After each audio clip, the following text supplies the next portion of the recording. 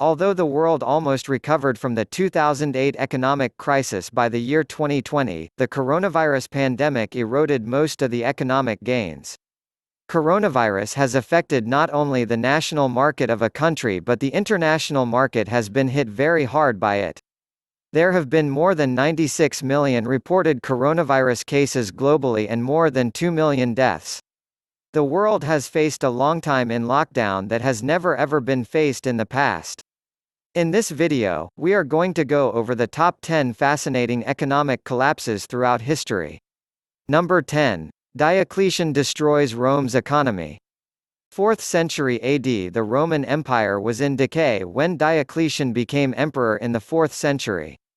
The economy was in disarray from a series of costly wars and previous emperors' building projects that left Rome near collapse. With Rome's currency worthless, Diocletian introduced a new system of coinage. At many times in history, countries have risked economic turmoil to artificially increase the value of their currency. The issue with Diocletian's new money, however, was that it did the opposite. There was more gold in the coins than the face value stamped on them. The denomination on the coin lowered its value. In response to this insane idea, most citizens melted the coins to make use of their higher scrap value. The result was rapid inflation within the empire. Diocletian increased problems by placing a price ceiling on most goods to counter the inflation. Diocletian's policies caused so much confusion that many Roman territories simply refused to follow the emperor's edicts. As matters worsened, Diocletian became the first Roman emperor to voluntarily leave the throne. His highly flawed economic policies weakened the cohesion of the empire and the status of emperor, in addition to further damaging Rome's ailing economy. Number 9.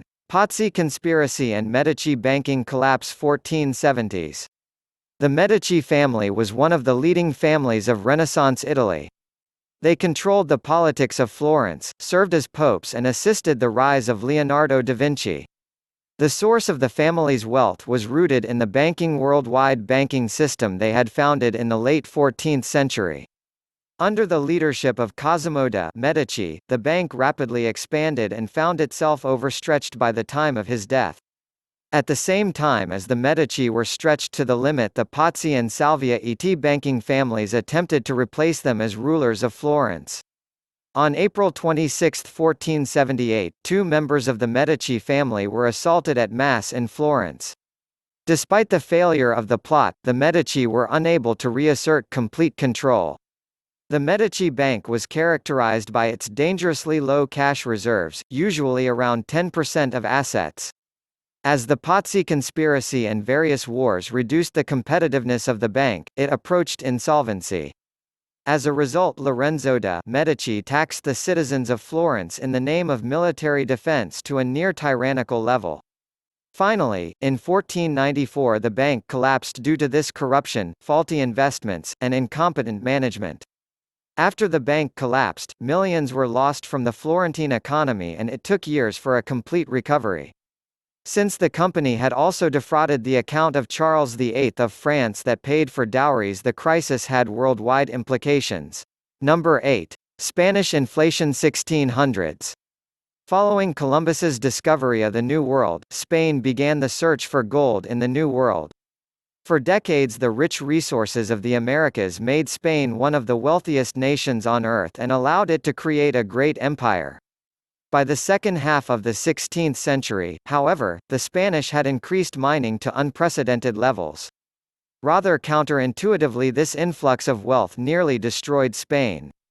The high levels of freshly minted gold and silver in Europe drove down the value of money and led to hyperinflation across Europe. Combined with the wars that Spain fought to protect its empire, the inflation damaged the economy beyond repair. Instead of reaping great wealth, Spain ended up defaulting on its debt several times. This economic turmoil pushed the Spanish Empire into decline and allowed the British to begin creating an empire of their own. Number 7. Bermudez Hog Money. 1616 to 1624.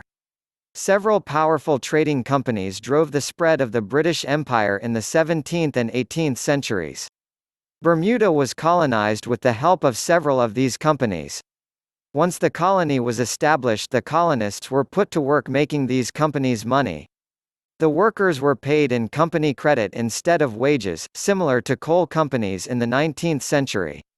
When Daniel Tucker was appointed governor of Bermuda, he abandoned the credit practiced and introduced his own coins minted from brass. With the monetary system only worth what Tucker declared it to be, the colonists overthrew the governor. Complete economic ruin was only prevented by the fact that Bermuda was an island and isolated. With no monetary system, the colonists resorted to using tobacco as a form of currency. Number 6. Tipper and Seesaw 1621. When countries rapidly increase their debt to finance wars, the result is never good. In the 17th century there was no way to ensure effective taxation, so the states of the Holy Roman Empire began to mint money to raise revenue for the 30 Years' Wars. To do this, the empire removed coinage from circulation, melted them down and mixed them with lower value metals. The name of the crisis refers to the scales used to weigh the money before it was melted down. These debased coins were then spent in foreign territories, to limit the economic damage that might occur to the empire. Eventually, the debased coins returned to territories of the Holy Roman Empire in the form of duties and taxes. As the public became aware of the practice, there were riots, soldiers refused to accept the debased coinage as pay, and seditious pamphlets were distributed. The money eventually became so worthless children played with the coins in the streets. The resulting rise in prices also crippled the economies of many states within the empire. Number 5. Tulip Mania hits the Netherlands 1636 to 1637. Perhaps the most bizarre economic crisis on this list, Tulip Mania holds the distinction of being the first recorded economic bubble. When the tulip flower was introduced to the Netherlands in the early 1600s, it became instantly popular. In the first true consumer craze, Dutch citizens simply had to have the latest tulip. Since tulips only grow at certain times of the year, the Dutch set up a futures market. When tulips were not available, consumers could purchase the rights to tulip bulbs when they became available. Soon speculators began playing the futures market and drove the bulb prices to shocking levels. At the height of the bubble, some bulbs sold for the equivalent of an average worker's 10 years' salary. The bubble burst in 1637 and the value of tulip bulbs fell back to previous levels. Just like the stock market crash in 2008, investors saw their money erased. The bizarre flower-driven financial collapse erased many fortunes and left many investors penniless. Number 4. South Seas Bubble 1719 to 1720. The South Seas Bubble shows what can happen when speculators ignore several important limitations on their schemes. In the early 18th century, the British economy was suffering from government overspending. As a result, British investors were intrigued by the stories of plentiful gold in the Americas. To tap these riches, the South Seas Company was formed and the British monarchy granted it exclusive trading rights to South America. Despite the fact that Spain owned South America, making the British edict completely useless, investors flocked to the company. The company, despite its obvious limitations, attracted so many investors that nearly a year's worth of Britain's GDP was invested. The stock skyrocketed on the British exchange. The company even investigated investing in the British national debt. Confidence was so high the Chancellor of the Exchequer had an investment account worth several £100,000 with the company. At the end of 1720, the South Seas Company stock was worth roughly £37 million. Of course, Spain refused to allow British adventurers to remove their gold and the stock crashed. The resulting shockwave crippled the English economy and left many investors completely penniless.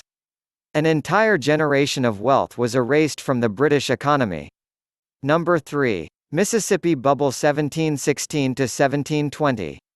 Britain was not the only country to catch the speculation bug in the first quarter of the 18th century.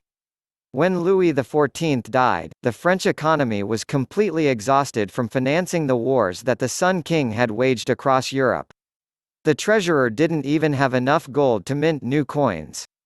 John Law, a French government economist, proposed creating a bank that would print paper money. The government circulated so much paper money that it was valued at 5 times the wealth of France.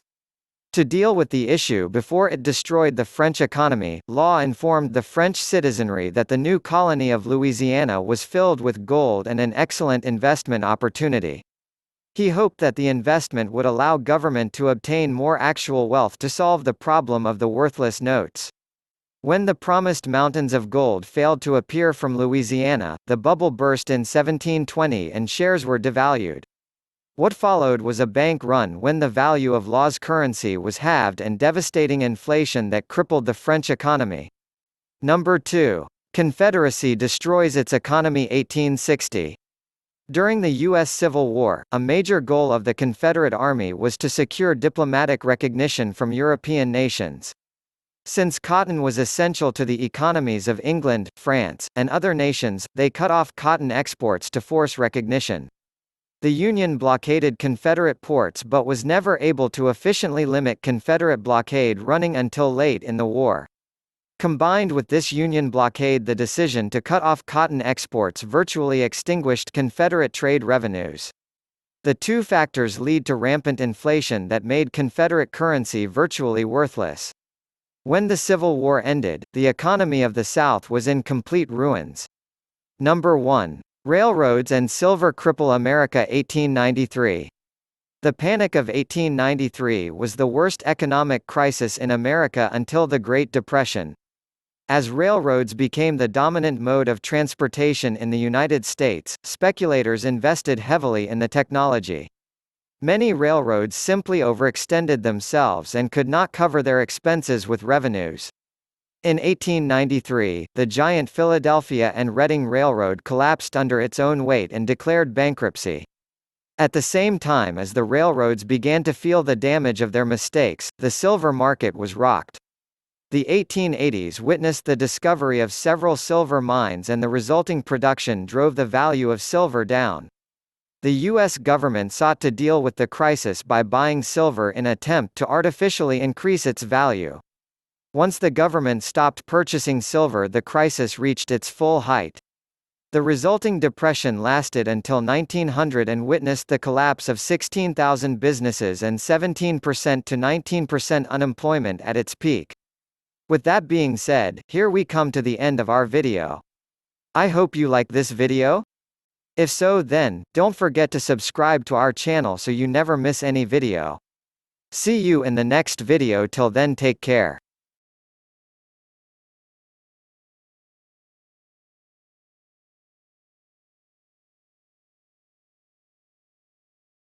Thanks for watching.